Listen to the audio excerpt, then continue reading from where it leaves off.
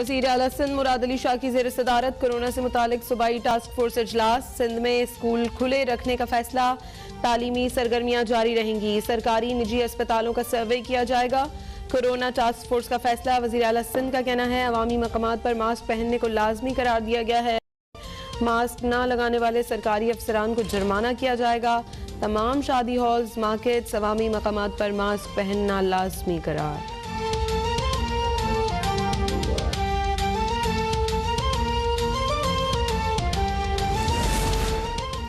वफाकी हुकूमत की जानिब से खाद की रिकॉर्ड पैदावार जाहिर करने के बावजूद खाद की किल्लत पैदा होना समझ से बालातर है। गंदम और चीनी के बाद अब खाद भी खुद ब खुद गायब हो गई। वज़ीर आला सिंध मुराद अली शाह की 7 में मीडिया से गुफ्तगू। कहा इमरान खान ने वज़ीर आज़म बनने से पहले 2 लाख रुपए टैक्स अदा किया। 1 साल में वज़ीर आज़म बनने के बाद 1 करोड़ 98 लाख रुपए टैक्स दिया।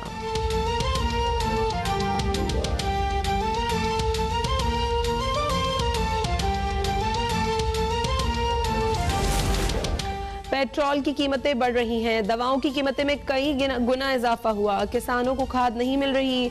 आटे की किल्लत का खदशा है, लेकिन अपोजिशन जमातें बल्दियाती कानून के खिलाफ एहतजाज कर रही हैं।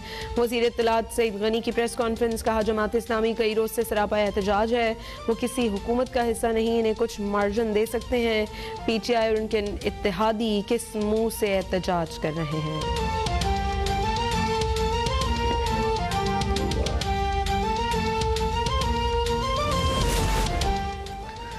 सिंध के बल्दियाती कानून के खिलाफ तहरीक इंसाफ का 27 फरवरी को घोटकी से कराची तक मार्च का ऐलान। वफाकी वजीर अली जैदी का कहना है पीपल्स पार्टी जमहूरियत से पहले इंसानियत सीख ले। 18वीं तरमीम के नाम पर हमें कानून का सबक सिखाया जाता है। वज़ीर आला सिंध एक माफिया के रुकन है। बल्दियाती कानून पर असम्बली में कभी बहस नहीं हुई। सिंध हुकूमत बल्दियात का काला कानून लेकर आई। बल्दियाती कानून के खिलाफ तमाम जमातें मिलकर एहतजाज करेंगी।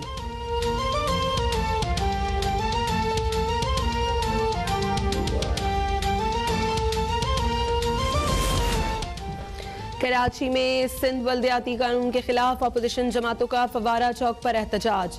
PTI, MQM और GDA के कारकुनान बड़ी तादाद में मौजूद। शुरा की सिंध हुकूमत और बल्दियाती कानून के खिलाफ नारेबाजी। पुलिस और ट्रैफिक पुलिस की भारी नफरी फवारा चौक पर मौजूद।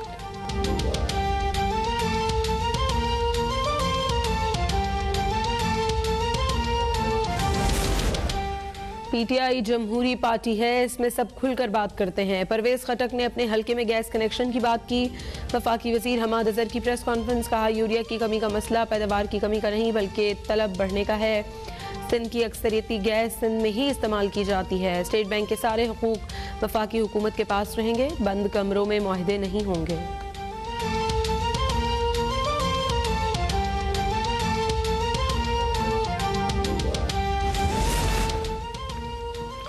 अपोजिशन 18वीं सदी के हरबे इस्तेमाल कर रही है। रोने धोने का स्क्रिप्ट भी तब्दील नहीं कर रही। इनकी फंसी हुई टेप 2023 तक ऐसे ही चलेगी। तर्जुमान हुकूमत पंजाब हसन खावर का लाहौर में तकरीब से खिताब। कहा मरी सानहे की रिपोर्ट पीर तक आ जाएगी। सानहे के जिम्मेदारों को हर सूरत कानून के कटहरे में लाएंगे। तौसा शरीफ स्कैंडल में गिरफ्तारियां हुई हैं। कोई शख्स कानून से बालातर नहीं है।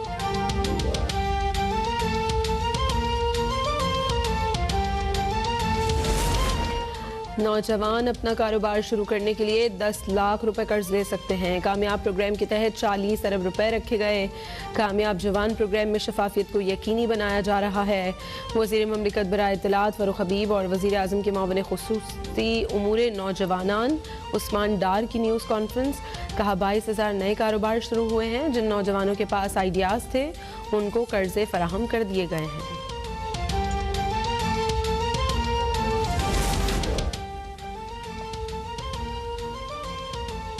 आसिफ जरदारी को सेहत के मसाइल की वजह से न्यूयॉर्क अपार्टमेंट्स केस में मुस्तकिल जमानत दी जाती है। नैब ठोस शवाहिद की बुनियाद पर जमानत मंसूखी की दरख्वास्त दे सकता है। एहतसाब अदालत इस्लामाबाद ने आसिफ जरदारी की जमानत मंजूरी का तफसीली फैसला जारी कर दिया। अदालत का कहना है कि इस इंक्वायरी के मरहले में है। आसिफ जरदारी के खिलाफ शवाहिद इकट्ठे करना बाकी है।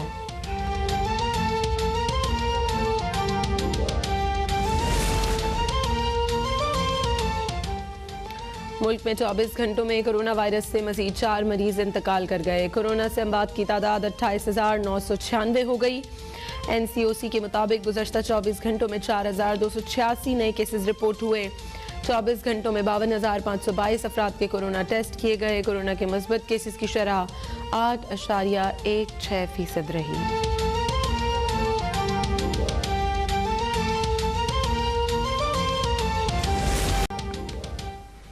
मुल्क में गैस की शदीद लोड शेडिंग जारी है। लाहौर के कई इलाकों में गैस की लोड शेडिंग से शहरियों को शदीद मुश्किलात का सामना। पेशावर और उसके मज़ाफ़ात में गैस की लोड शेडिंग और CNG स्टेशन बंद होने के बायस आवाम परेशान।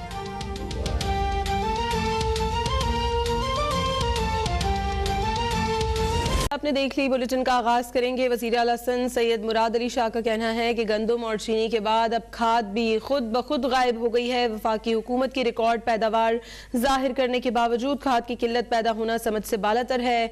7 में मीडिया से गुफ्तगू करते हुए वज़ीर आला सिंध ने कहा कि इमरान खान ने वज़ीर आज़म बनने से पहले 2 लाख रुपए टैक्स अदा किया। 1 साल में वज़ीर आज़म बनने के बाद 1,98,00,000 रुपए टैक्स दिया।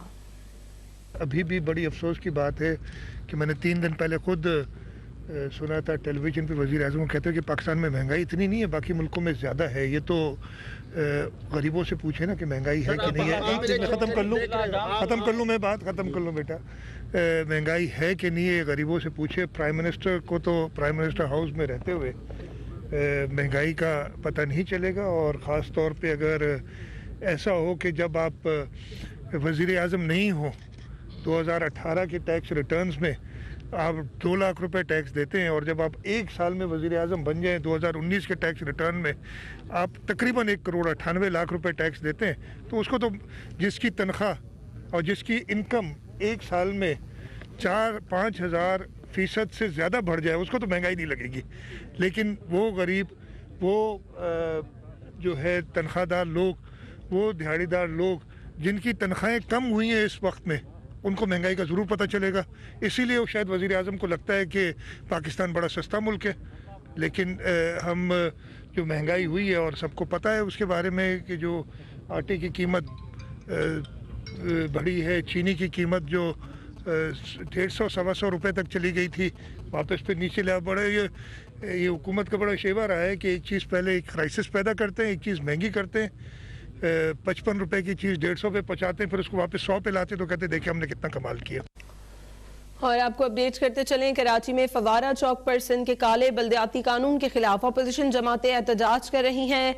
मुजाहरे में MQM पाकिस्तान, GDA और पाकिस्तान तहरीक इंसाफ के कारकुनान भी शरीक हैं। नुमाइंदा अब तक ज़िशान अहमद से मज़ीद तफसीलात ले लेते हैं। ज़िशान, अपडेट कीजिएगा, इस एहतजाज में कौन कौन सी जमातें एहतजाज कर रही हैं?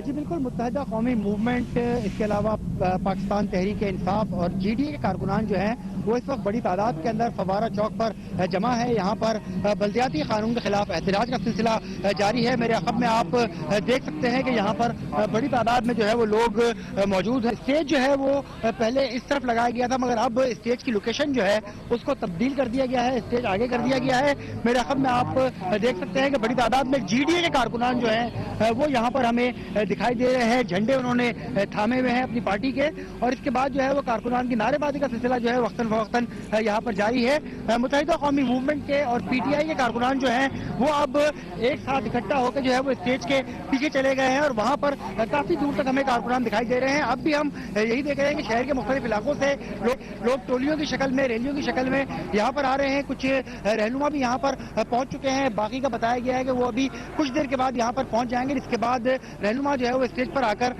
कारकुनों से खिताब करेंगे। जी, कराची में फवारा चौक पर सिंध के काले बल्दियाती कानून के खिलाफ जमातें एहतजाज कर रही हैं। मुजाहरे में MQM पाकिस्तान, GDA और पाकिस्तान तहरीक इंसाफ के कारकुनान शरीक हैं। शुरका सिंध हुकूमत और बल्दियाती कानून के खिलाफ नारेबाजी भी कर रहे हैं। ज़िशान अहमद हमें अपडेट कर रहे थे। मुस्लिम लीग नून के रहनुमा एहसन इकबाल इस वक्त लाहौर में न्यूज़ कॉन्फ्रेंस कर रहे हैं, आपको बराह रास्त दिए चलेंगे। की तवानाई पॉलिसियाँ पाकिस्तान के बेहतरीन मफाद में है। उनकी कारकर्दगी का जीता जागता सबूत आज हर घर है जो गैस के बगैर है।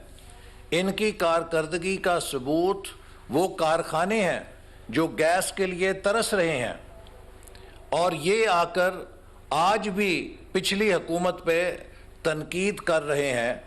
तो इनकी किसी बात का जवाब देना मैं समझता हूं वक्त का ज़िया है, चूँकि ये फेल हुकूमत के फेल वज़ीर हैं जो अपनी नाकामी का जवाब देने की बजाय आज चौथे साल में भी पिछली हुकूमत में कीड़े निकाल रहे हैं। तो इसलिए इनकी किसी बात पर मैं समझता हूं जवाब देना बिल्कुल वक्त ज़ाय करना है। वो आज ये भी फरमा रहे थे कि हमने कार्टेल्स ख़त्म कर दिए हैं, हमने माफियाज ख़त्म कर दिए हैं। हकीकत यह है कि पाकिस्तान में जितने बड़े माफियाज आज पैदा हुए हैं, चाहे वो शुगर माफिया है, चाहे वो आटा माफिया है, चाहे वो खाद माफिया है, चाहे वो फार्मा माफिया है, चाहे वो फर्नेस ऑयल माफिया है, चाहे वो डॉलर्स का माफिया है, चाहे वो स्टॉक मार्केट का माफिया है, आप किसी भी शोबे को देख लें, वहाँ पर मुनाफाखोरी को और सट्टेबाजी को इन्होंने खुली छुट्टी दी है। आज वज़ीर मौसूफ फरमा रहे थे कि किसानों को खाद इसलिए नहीं मिल रही कि डिमांड बढ़ गई है, किसान ज़्यादा खाद इस्तेमाल कर रहे हैं, इसलिए मुल्क में खाद की शॉर्टेज हो गई है। किसान बेचारे लाइनों में लगे हुए हैं, इन्हें क्या पता जो यूरिया हमारे दौर में 1400 रुपए की बिकती थी, आज किसान को 2700-2800 रुपए में भी नहीं मिल रही। सारी यूरिया स्मगल करा दी गई है और हुकूमत की छतरी में स्मगलिंग हुई है। और ये वज़ीर मौसूफ बता रहे हैं कि खाद इसलिए नहीं मिल रही क्योंकि ज़िम्मेदारों ने ज़्यादा खाद इस्तेमाल की है। मैं आज वार्निंग देना चाह रहा हूँ, मैंने इससे पहले भी इसी कमरे से कहा था सितंबर के महीने में कि दिसंबर में बदतरीन गैस का बहरान आएगा। आज मैं वार्न करना चाहता हूं कि पाकिस्तान में बदतरीन गंदम का बहरान आने वाला है, और जब ये आटे का और गंदम का बहरान आएगा तो ये वज़ीर साहब फरमाएंगे कि ये बहरान इसलिए आ गया है कि लोगों ने रोटियां ज़्यादा खानी शुरू कर दी हैं। इनकी मंतक के मुताबिक पाकिस्तान में अगला आटे का या गंदम का बहरान इसलिए आएगा कि अवाम ने 2 की बजाय 4 रोटियां खानी शुरू कर दी हैं, इसलिए आटा कम पड़ गया मुल्क के अंदर। तो ये जो ऐसे नालायक लोग हैं, इनकी किसी बात का जवाब देना कि जो कहते हैं कि जी बड़ी खुशहाली आ गई, अवाम के दिन फिर गए, तो बकौल शायर वही हालात हैं फ़कीरों के, दिन फिरे हैं फ़कत वज़ीरों के। इमरान नियाज़ी साहब के दिन फिरे हैं कि जिनका इनकम टैक्स 1 लाख से 1 करोड़ चला गया वज़ीर आज़म बनने के बाद, इनके वज़ीरों के दिन फिरे होंगे। लेकिन पाकिस्तान के अवाम महंगाई, बेरोज़गारी, गुर्बत के दलदल में धंस कर इस हुकूमत को बदुआएं दे रहे हैं और इसके जाने की दुआएं कर रहे हैं। मैं आज जो असल मौजू है उसकी तरफ आता हूँ, वो है स्टेट बैंक को जो इस हुकूमत ने बुलडोज़ करके उसकी आज़ादी और ख़ुद मुख्तारी को नीलाम किया है, और जिसे ये रिफ़ॉर्म का नाम दे रहे हैं। ये रिफ़ॉर्म नहीं है, ये पाकिस्तान की कौमी मालियाती ख़ुद मुख्तारी का सौदा है। पाकिस्तान को एक क्लाइंट स्टेट बनाना, पाकिस्तान को एक IMF का दस्तनगर रियासत बनाना इस कानून का मकसद है। चूँकि जो कानून पास किया गया है, इस कानून की हमारे खित्ते में कोई मिसाल नहीं मिलती।